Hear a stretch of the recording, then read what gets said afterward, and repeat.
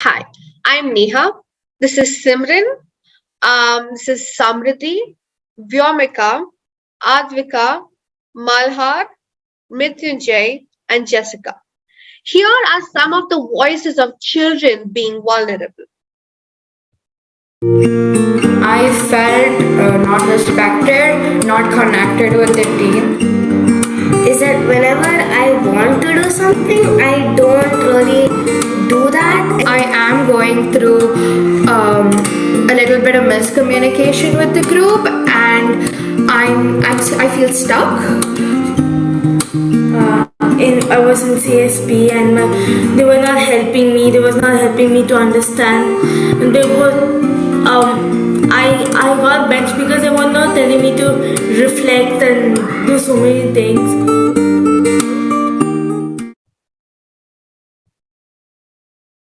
We want to create change and impact children. We are working towards helping children. Some of the components that we're keeping in our mind are child abuse, child right, child education, children's emotion, which comes from taking care of a child's emotional health.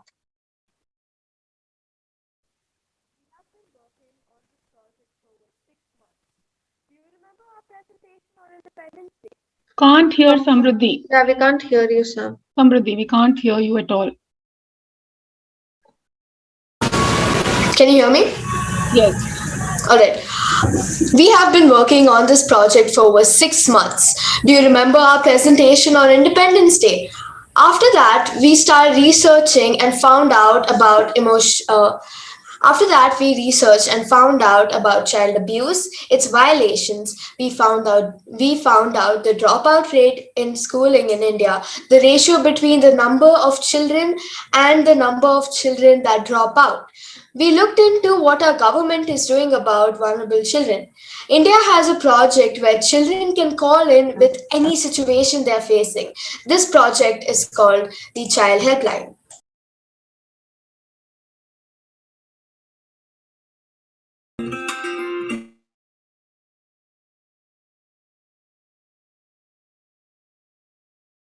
Tendency for abuse, dropouts, and violations to happen, which leads to neglect, which happens to lead to. Build on this data, we asked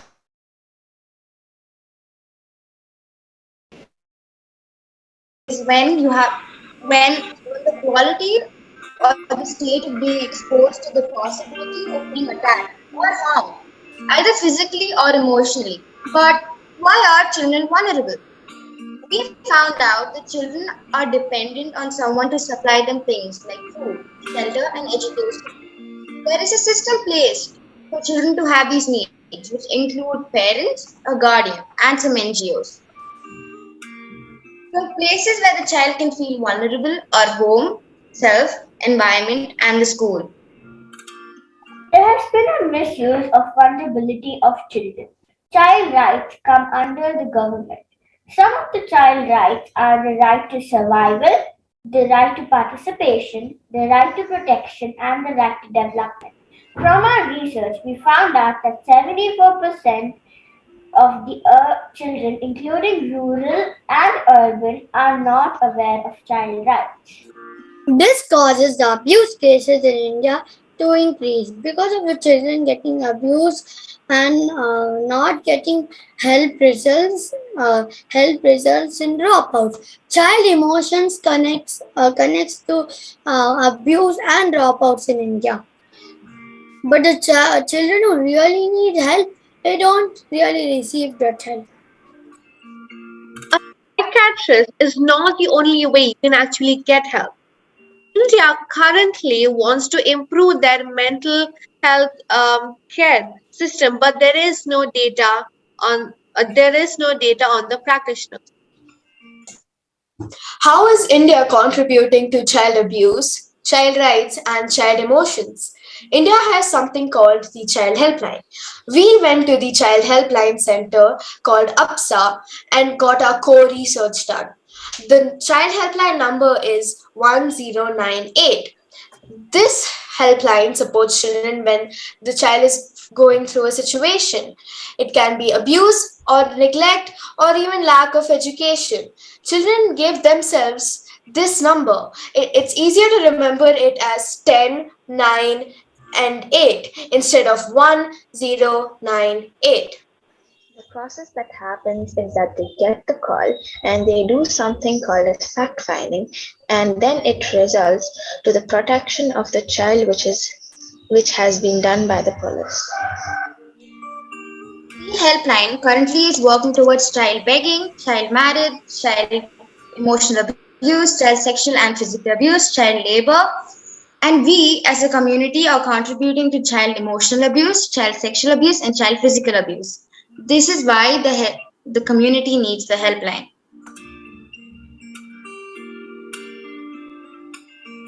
We wanted to look at a community and find data on what to work on. This resulted us in surveying the community. The survey results tell us that half the people don't seem to have complete understanding of being mentally or physically harmed. When we asked them if they ever felt vulnerable as a child, it seemed to be lack of awareness and knowledge of vulnerability. The majority of the people are aware of the dropout rate. 40% of the people seem to think most kids go to school and don't realize the number of children dropping out. We believe a child receiving emotional help is really important, but many of them don't. When we asked our community about it, we found that people were not aware about a child needing emotional help. From the survey, we found out that there seems to be a willingness to help the children. People are not sure how to help or even if they can help. We asked them about men being sexually assaulted. There seems to be a belief that women are assaulted more than men, or rather that men just don't get assaulted. We also questioned the community on the dropout rate.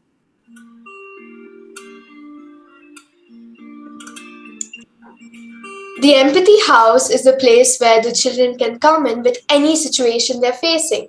We help them do an empathy routine. We enable them to see the different strategies they can use and meet their needs in that specific situation. I would like to request Yomika to go back to the previous slide. After arriving at our data and research, we looked at it and wondered what is it actually telling us and what we need to work on. We arrived that children in our community are not aware of child's emotion, child abuse, and many more. Children outside school don't have a place where they can express themselves. Where they can express themselves. We wanted to create that space. We thought that let's start at our school and impact children within this community. And the way to do that is by holding the empathy house at school.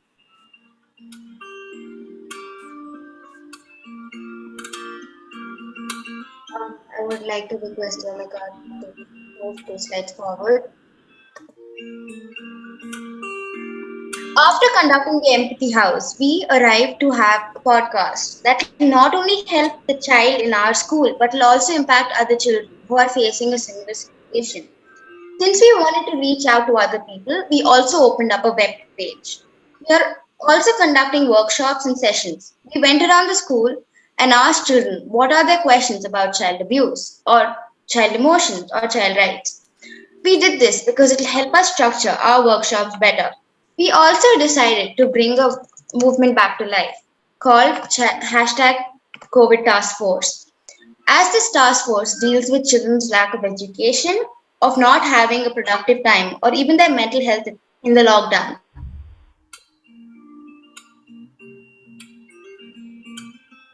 You remember that 14-year-old girl who used to watch reels from CSP?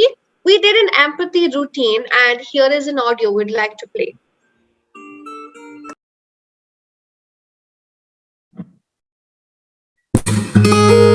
Hi, Hello. what brings you here?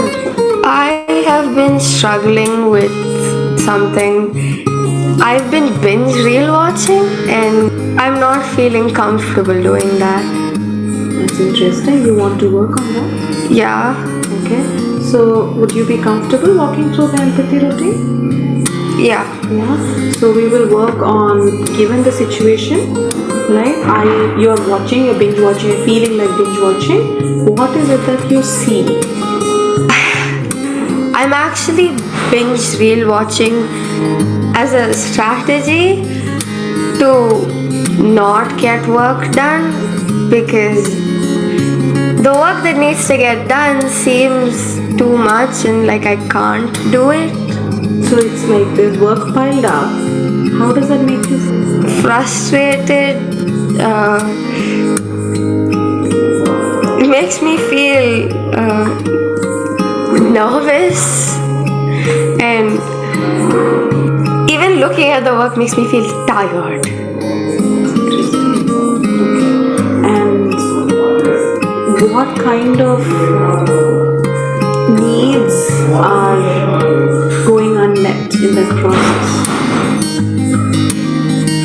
I think with what I want to get done, there's support that I need, and I'm not able to communicate to get that support. I'm not feeling the support getting met, and because of that, there is no progress, and I'm not feeling good. There's a lack of peace of mind, and I'm not accepting the entire situation.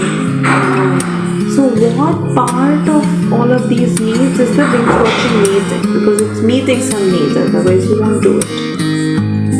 It's getting me to the peace of mind without fulfilling everything else.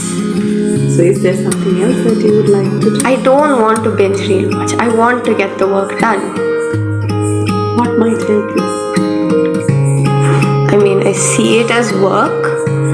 So if I looked at it differently, if I saw it as maybe an opportunity to work on the skills I think I lack, or an opportunity to finish work done and prove to myself that I can do this over and over again, and I don't feel yes.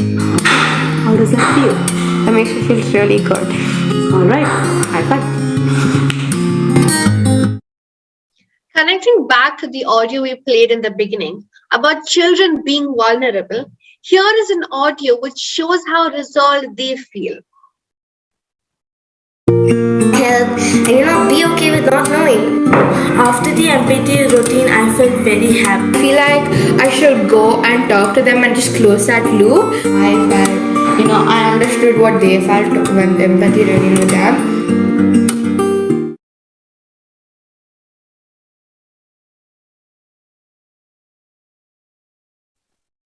If children's vulnerability had a voice, this is how it would sound.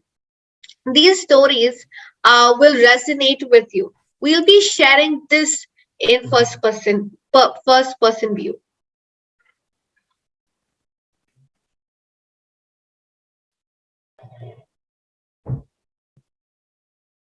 Yamika? She's presenting on mute. Yamika?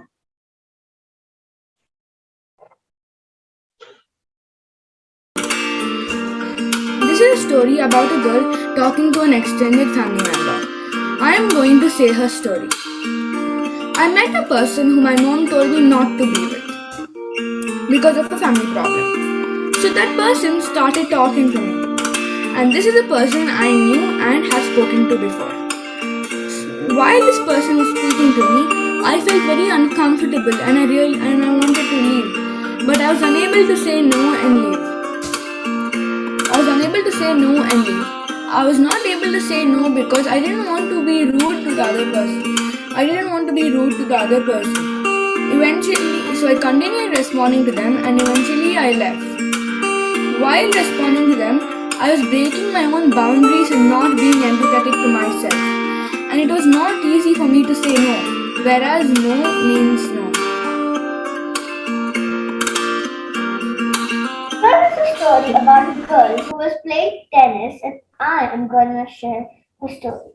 In my apartment, I was enrolled in a tennis class, and a stranger came into the gate and started talking to me and my friends. While he was talking, I felt scared, uncomfortable, and unsafe. I felt angry at the security guards because they weren't taking him out. After a while, the guards took him out. What did I do? Well, I just ignored him where I should have said no. This is the story of a 9-year-old girl, and I am going to say her story. People on the internet can also make you feel uncomfortable and hurt. I don't know if you know this, but the internet is filled with perverts. Don't get me wrong, they don't keep themselves hidden. I'm sure you've either received or been asked for pictures of yourselves. I have been both sent and asked for nudes. I was very puzzled. I didn't know what to do. For me, it was the first. Think about all the other kids out there, not only the 9-year-olds, but everyone else.